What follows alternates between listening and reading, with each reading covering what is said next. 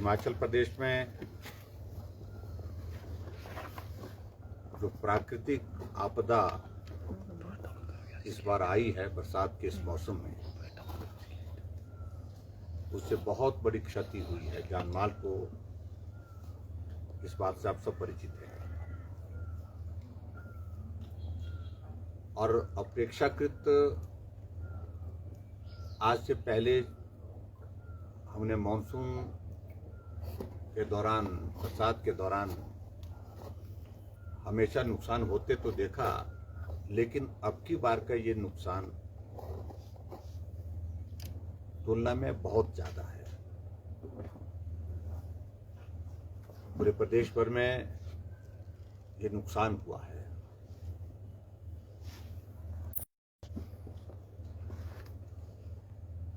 केंद्र सरकार का, आदरणीय प्रधानमंत्री नरेंद्र मोदी जी का, आदरणीय गृह मंत्री अमित शाह जी का और पार्टी के हमारे राष्ट्रीय अध्यक्ष जगत प्रकाश नड्डा जी, उनका मैं खास तौर से जब रेस्क्यू ऑपरेशन था उस वक्त जिस प्रकार के सहयोग मदद की जरूरत थी, उस मदद को दिलाने में उन्होंने बढ़ चढ़ करके अपना योगदान दिया है।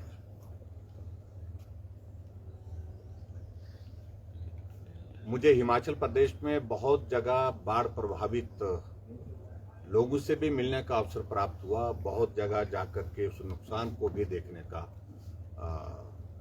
मौका मिला।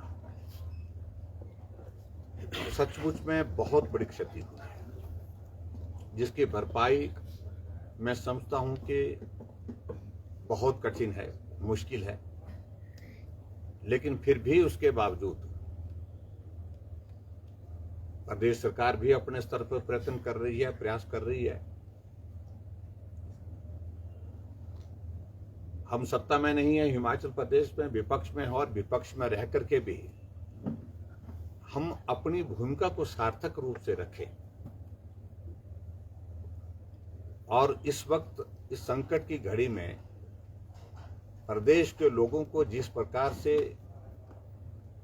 भी राहत पहुंचाई जा सकती है, उसको पहुंचाने में सहयोग करें। इस बात को भारतीय जनता पार्टी ने सुनिश्चित किया है। मैं इस बात को कह सकता हूं कि जब ये बरसात का, बारिश का मौसम शुरू हुआ, नुकसान हुआ, मैं व्यक्तिगत रूप से केंद्रीय गृह मंत्री जी से भी मिला और केंद्रीय गृह मंत्री जी से मिलने के साथ मैंने उनको विस्तार से हिमाचल प्रदेश में हुए नुकसान की जानकारी भी दी। पार्टी के अपने राष्ट्रीय अध्यक्ष जी से भी मिला, पीएमओ में भी बात हुई और रक्षा मंत्री जी से भी बात भी हुई, मुलाकात भी हुई और सहयोग के लिए धन्यवाद भी किया मैंने। क्योंकि बार बार विपक्ष में होने की वजह से और केंद्र में हमारी सरकार होने की वजह से, भारतीय जनता पार्टी की सरकार यानी कि एनडीए की सरकार होने की वजह से विपक्ष बीच बीच में हमको तंज कसते रहे कि आपको केंद्र से जो मदद हिमाचल प्रदेश के लिए हो सकती है उसके लिए काम करना चाहिए। और बीच बीच में हमारा वो मार्गदर्शन भी करते रहे कि राजनीति नहीं करनी चाहिए, भले ही स्वयं अपने आप वो राजनीति से अपने आप को अलग नहीं कर रख पाए। क्योंकि हिमाचल प्रदेश में जिस प्रकार से मुख्यमंत्री जी का बार बार और मंत्रियों का बार बार, कांग्रेस के नेताओं का बार बार कि कुछ नहीं मिला है, कुछ नहीं मिला है, केंद्र ने कोई मदद नहीं की है। और बीच में ऐसे भी प्रस्ताव हमारे सामने आए जब मुख्यमंत्री जी ने और मंत्रियों ने कहा कि हम विपक्ष के नेताओं को अपने हेलीकॉप्टर में लेकर के दिल्ली ले चलेंगे, केंद्र से अगर मदद मिलेगी, दिलाने में अगर हमारा सहयोग करें। देखिए, हल्की फुल्की बातें तो चलती रहेंगी। मैं 27 जुलाई को केंद्रीय मंत्री जो हमारे नितिन गडकरी जी हैं, जिनके पास भूतल परिवहन का सारा महकमा है, उनके साथ दिल्ली में मिला था। और मिला ही नहीं था, उनने सारे अधिकारियों को, जो हिमाचल से संबंधित अधिकारी थे, उनको सबको वहां पर बुला करके रखा था। और जैसे मीटिंग में हम जानकारी देने लगे, तो जानकारी देने के साथ ही मैंने शुरुआत ही यहां से की कि मैं यहां आपको कुछ सूचना दे सकता हूं, जानकारी दे सकता हूं, लेकिन सही मायने में अगर उस नुकसान का जायजा लेना है तो बहुत अच्छा रहेगा अगर हिमाचल प्रदेश में आप आकर के देखें।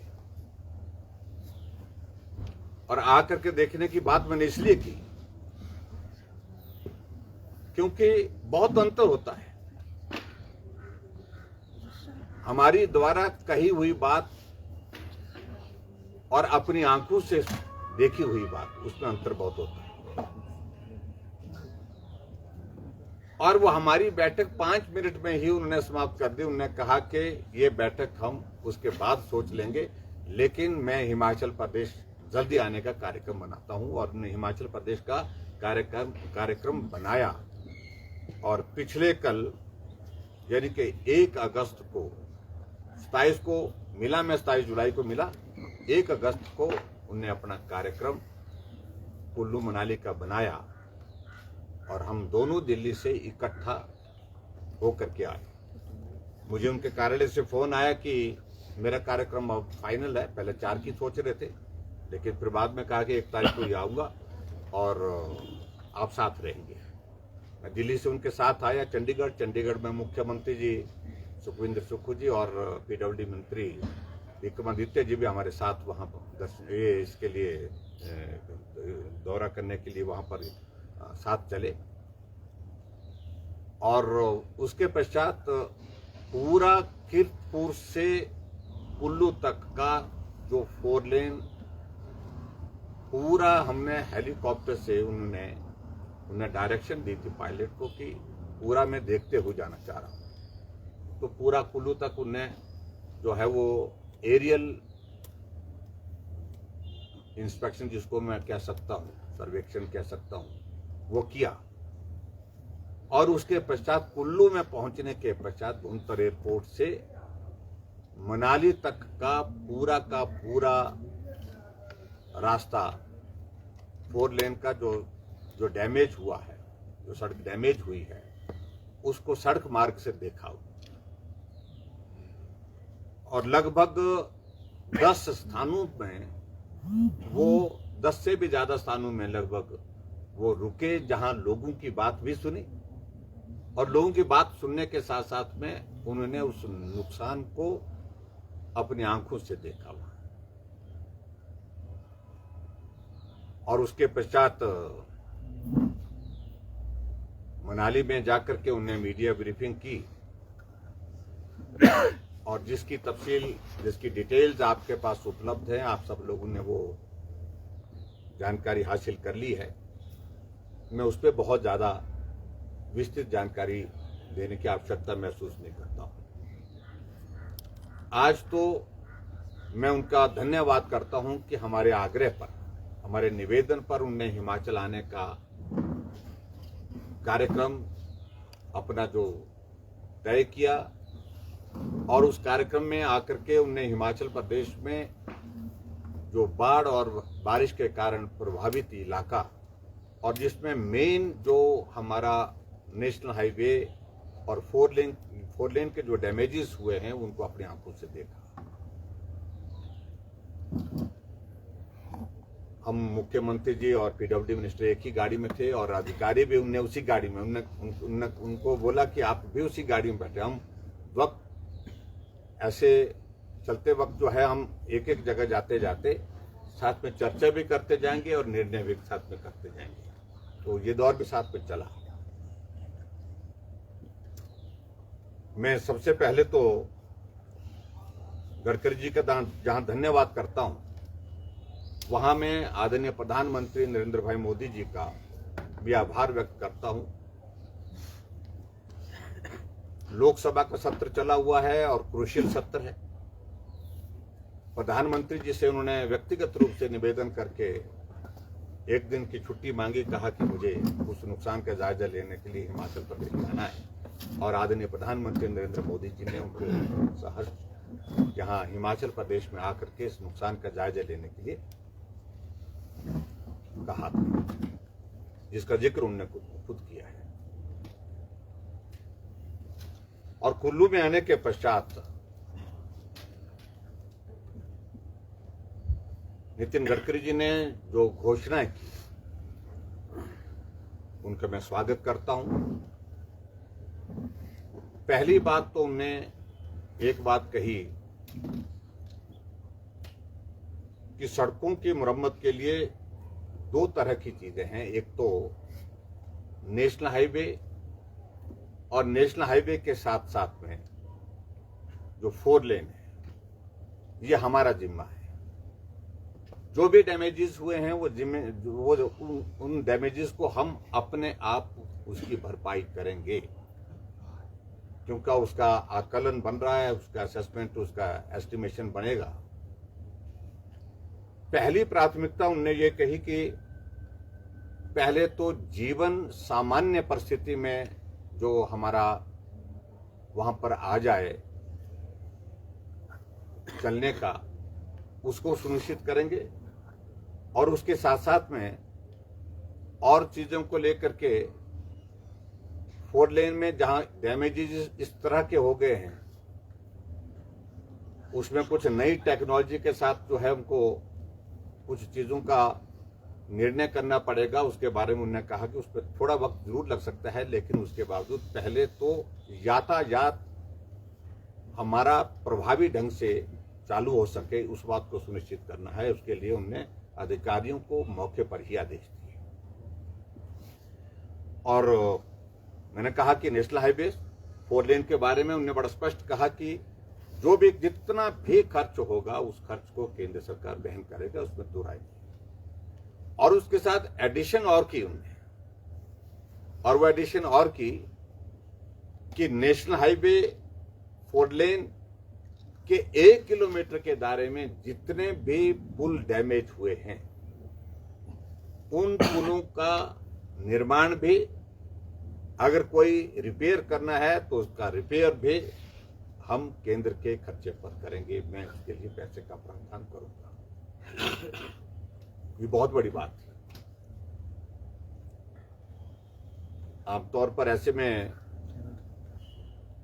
जिम्मेदारी नेशनल हाईवे और 4 लेन के बारे में ही वो करते तो हमारा बहुत सारा काम ऐसा भी है, बहुत सारी सड़कें ऐसी है, बहुत सारे ब्रिजेज ऐसे हैं जो पर्टिकुलरली जो नेशनल हाईवे से बिलोंग नहीं करते, लेकिन उसके बावजूद डैमेज हुए। उनका 1 किलोमीटर के दायरा, जिसमें हमारा, अगर हम यहीं पर देखेंगे, कुल्लू में ब्रिज एक डैमेज हुआ, वो भी उसमें कवर हो जाएगा। हमारा आउट का ब्रिज उसमें कवर हो जाएगा। हमारा पंडोह का जो ब्रिज, जो 100 साल पुराना ब्रिज था, वो डैमेज होकर के चला गया, वो भी उसमें होगा। कून कतर का पुल जो 95 में बन करके तैयार हुआ था व्यास नदी के ऊपर, वो भी बन करके उसका खर्चा भी वो वहन करेंगे। मंडी में और भी पुल बीच में डैमेज हुए हैं। तो ऐसे पूरे हिमाचल प्रदेश में इस प्रकार से एक बहुत बड़ी राहत उस दृष्टि से हुई है।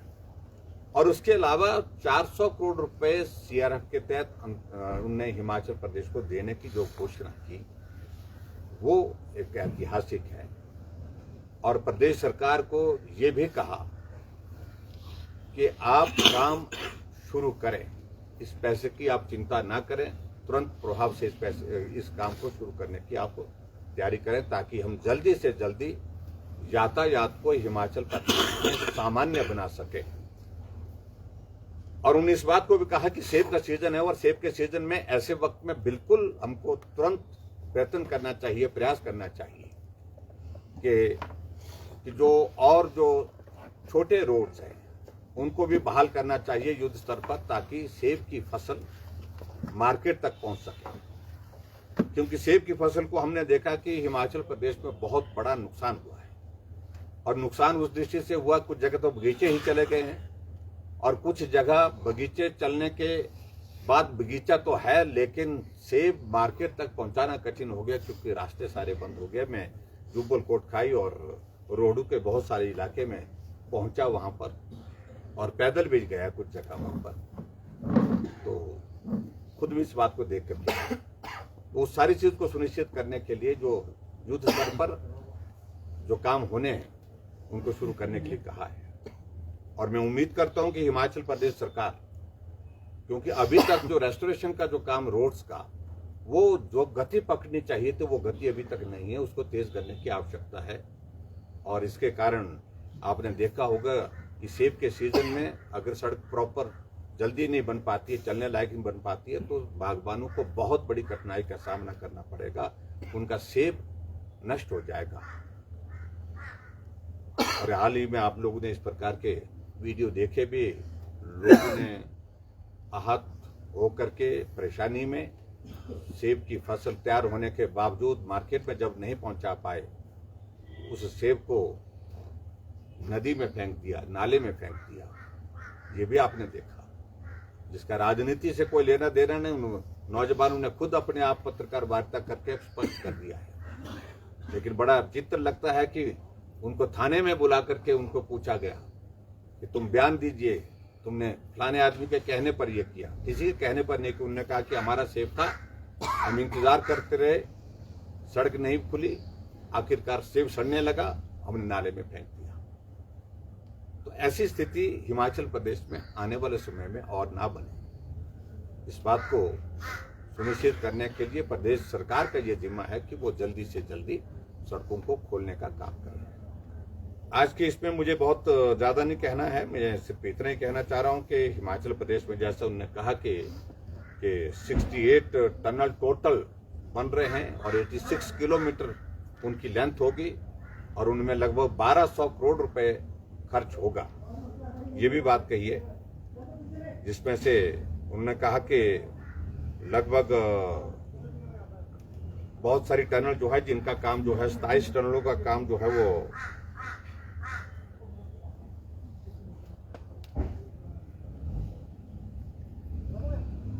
68 टनलों का निर्माण जो है वो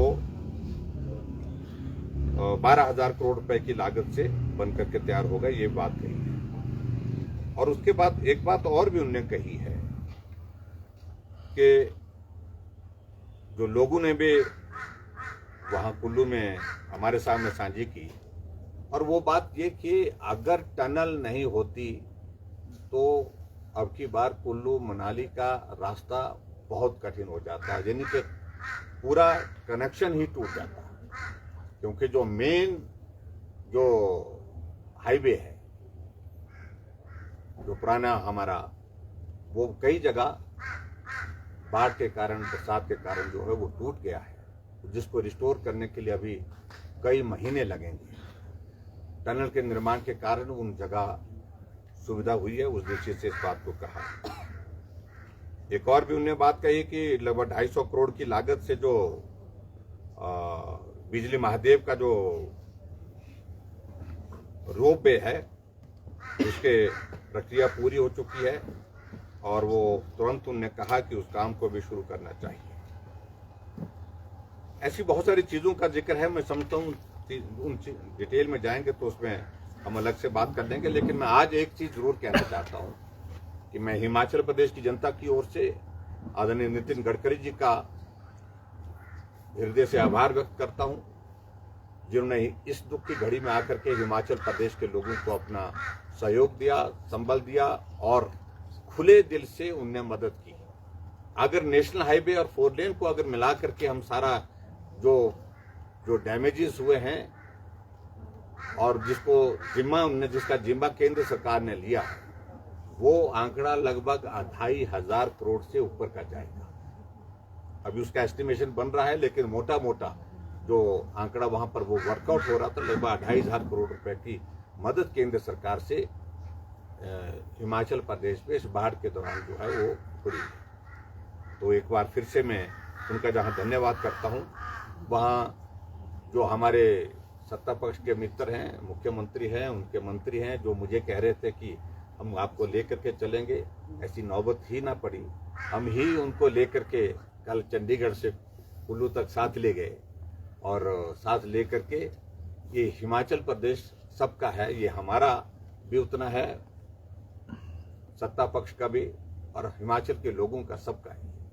और हिमाचल में क्षति होती है तो वो क्षति हमारी है और उस क्षति को पूरा करने के लिए जहां से भी मदद जिस रूप में मिल सकती है उसको उस मदद को पहुंचाने का, दिलाने का हमारा दायित्व तो रहना चाहिए।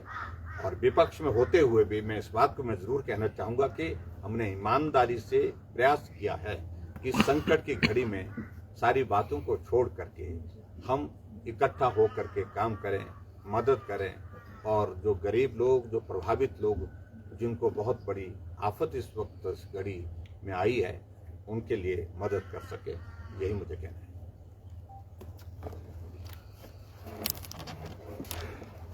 सर, इसके अतिरिक्त जो प्रिंसिपल एडवाइजर्स अपॉइंट किए हैं मुख्यमंत्री ने, जो कोर्ट में मुख्य सचिव रह चुके हैं, उसमें भारतीय जनता पार्टी ने कल प्रेस कॉन्फ्रेंस करके भी कहा है कि पहले सुखविंदर सिंह सुक्खू ने एक स्टेटमेंट दिया था वो करप्ट हैं, आज उन्होंने उनको अपॉइंट कर दिया है। आपने उनको किस स्थिति में इस्तीफा दिलाया था? क्या जो करप्शन के चार्जेस थे वही एक रीज़न था? वो वहीं भाजपा ने दूसरी तरफ से कहा है कि कांग्रेस की जो सरकार है वो ज़्यादा दिन नहीं चलने वाली है, इसके पीछे क्या? देखिए, मैं एक बात मैं जरूर कहना चाहूँगा कि इस प्रश्न का उत्तर तो सही मायने में सुक्खू जी दे सकते हैं, जिन्होंने विधानसभा के अंदर बहुत कुछ बोला और वो उनका बोला हुआ सारा वीडियो जो है वो वायरल हुआ पड़ा है इन दिनों में। आखिरकार मुझे मालूम नहीं क्या व्यवस्था है, क्या मजबूरी है उनकी कि ऐसे एक नहीं अनेक अधिकारी हैं जिनके कामकाज पर प्रश्न चिन्ह है, लोग उंगली उठाते हैं, लोग चर्चा करते हैं और ऐसे महत्वपूर्ण पदों पर सबको काम में लगा करके काम क्या कर रहे हैं मैं इस पर कोई टिप्पणी नहीं करना चाहता हूं, बहुत सारे लोग जानते भी हैं। लेकिन इस विषय को लेकर के वर्तमान मुख्यमंत्री उस वक्त ऑपोजिशन में होते थे, आरोप उन्होंने लगाए हैं। आज आपके पास सारी एजेंसीज हैं और एजेंसीज के माध्यम से आप मालूम कर लें। हमने जो निर्णय लिया था उस निर्णय पर मुझे लगता है कि अब जाने की आवश्यकता नहीं है, कुछ तो वजह रही होंगी, लेकिन उसके बावजूद हमने निर्णय लिया तो लिया। लेकिन उनकी व्यवस्था क्या है ये उनसे पूछना चाहिए। और यहां मुझे एक बात ध्यान में और भी आ रही है, मुझे कल बहुत अफसोस हुआ उस बात को लेकर के। केंद्रीय मंत्री इतनी बड़ी बात के समय, इतने संकट के समय संसद का सदन छोड़ करके हिमाचल प्रदेश में इस दुख की घड़ी में हमारी मदद करने के लिए आए हैं। लेकिन जो डिसअपॉइंटिंग रहा हमारे लिए, जिनके पास पीडब्ल्यू डिपार्टमेंट है, secretary was not there, EMC PW was not there. जो भी डिस्कशन हो रही थी, चीफ मिनिस्टर बार बार फोन कर रहे थे, फोन करके उनसे इंफॉर्मेशन ले रहे थे। ये बहुत दुर्भाग्यपूर्ण है, वो छोटी बात नहीं है। जब हम डिस्कशन किए जा रहे थे तो हर दूसरे मिनट फोन करना पड़ रहा था उनको, वो अवेलेबल क्यों नहीं थे? इतनी बड़ी त्रासदी हुई है, इतनी बड़ी घटना हुई है, पीडब्ल्यू डिपार्टमेंट का नुकसान जिस कदर हुआ है और उसमें नुकसान की भरपाई करने के लिए केंद्रीय मंत्री हमारे बीच में यहाँ पर सारा कामकाज छोड़ करके हिमाचल प्रदेश में शिमला में कुल्लू मनाली में पहुंचे और उसके बावजूद भी पीडब्ल्यू के सेक्रेटरी वहां पर नहीं है। इसका संज्ञान लेना चाहिए। ENC PW was not there. ये गंभीर विषय है। ये रूटीन का ऐसा नहीं था कि भाई ये रूटीन का प्रवास है। वैसे तो होता है कि जब रूटीन का प्रवास भी केंद्रीय मंत्री का होता है और नितिन गडकरी उनका उनका स्ट्रेचर आप जानते हैं देश में क्या है। कम से कम इस बात का तो एहसास होना चाहिए, जब केंद्रीय मंत्री आ रहे हैं, सेक्रेटरी पीडब्ल्यू स्टेट और ईएनसी, तो उनको चाहे स्टेट के चीफ मिनिस्टर या मिनिस्टर इंचार्ज जो है वो वहां पर भले ही ना हो, लेकिन उनको वहां पर रहना पड़ता प्रोटोकॉल के तहत। लेकिन नहीं थे, मैंने पूछा भी, बात गोलमोल कर दी गई। तो ऐसी चीजों को लेकर के ये चिंता का विषय है। जिस प्रकार से सरकार की वर्किंग है, बहुत सारे प्रश्न खड़े करते हैं। सर 3 सवाल है सर। एक तो ये जो आपने इशू रेज किया, आपको क्या लगता है सरकार में कोऑर्डिनेशन की कमी है जिस तरह से विजन पार्टी? देखिए, इतनी बड़ी घटना घटित हुई है और उस घटना को भी इतना कैजुअली ले रहे हैं, ये मतलब आप अंदाजा लगा सकते हैं कि अधिकारी के स्तर पर कैजुअली ले रहे हैं। अधिकारी के स्तर पर कि मैं तो समझता हूँ ये सरकार के स्तर पर कैजुअलनेस है, ये मैं कहना चाहता हूँ। सर जिस तरह से राम सुभग सिंह की अपॉइंटमेंट हुई है, आपके वक्त भी ये मामला उठा था और आप लोगों ने उन्हें हटने के लिए कहा था, हट गए थे। अब जिस तरह से मुख्यमंत्री का स्टेटमेंट बीजेपी के लोग वायरल कर रहे हैं, आपको क्या लगता है कोई परिस्थिति ऐसी बनी है, कोई डील है, कोई पैक्ट है या कोई मजबूरी है? देखिए, प्रश्न बहुत सारे खड़े हुए हैं और आज से नहीं, उस दिन से हुए हैं जब से सरकार बनी है। ऐसे कुछ अधिकारियों के जिनमें ऐसे सेंसिटिव पोस्टिंग दे करके काम लगा दिए गए हैं जिसपे बहुत सारे प्रश्न खड़े हुए हैं। आज इंडस्ट्री भाग रही है, क्यों भाग रही है? आज भ्रष्टाचार की बातें ही नहीं हो रही हैं। मतलब ये परिस्थिति है हिमाचल प्रदेश में, जिसके बारे में बहुत सारी चीजें आने वाले समय में देखने को मिलेगी आपको। तो आप क्या मान रहे हैं सर? भ्रष्टाचार अपनी जो है वो सारी सीमाएं मतलब इस दौर पे पहुंच गए। और सर, जिस तरह राम सुभग सिंह जी पर सवाल उठ रहे हैं, आप क्या मानते हैं अब इंक्वायरी होनी चाहिए, क्योंकि आपके सरकार में ही वो मुख्य सचिव थे? लेकिन ऐसा था कि हमारी सरकार में थे, लेकिन अभी तो मुख्यमंत्री के चीफ एडवाइजर हैं। प्रश्न तो यहाँ खड़ा हो रहा है। हमारी सरकार में थे और हमारी सरकार में हमने उनको बदला भी था, ये भी सत्य है। सर एक बात ऐसी है अक्रॉस द पार्टी लाइन, क्या ऐसा सब लोग चाहेंगे आने वाले वक्त के लिए? अब तो निकल जाते लोग हो गए, जितने भी लोग रिटायर होते हैं फिर रिटायर बाद में होते हैं, उनकी पोस्टिंग अपॉइंटमेंट पहले हो जाती है, बाद में इतने लंबी लाइन है, इतने लोग हैं, तो ये लोग भी इनमें एक्सपोजर होगा। सर क्या ऐसा आपको लगता है कि अभी बंद कर देना चाहिए रीएम्प्लॉयमेंट और ये सब चीजें? निश्चित रूप से सारी चीज को लेकर सोचने का विषय है ये, और इसके कारण नीचे अधिकारियों में, कर्मचारियों में बहुत बड़ा रोष है, जनता में भी रोष है। एक आदमी, 2 आदमी समझ में आता है, लेकिन सबको ही इस प्रकार से करना वो उचित नहीं है। एक भी नहीं सर ऐसा कुछ सोचेगी पार्टी आपकी? निश्चित रूप से आने वाले समय में भारतीय जनता पार्टी जब सरकार में आएगी तो निश्चित रूप से इस पर सोचेगी। Thank you very much. Thank you.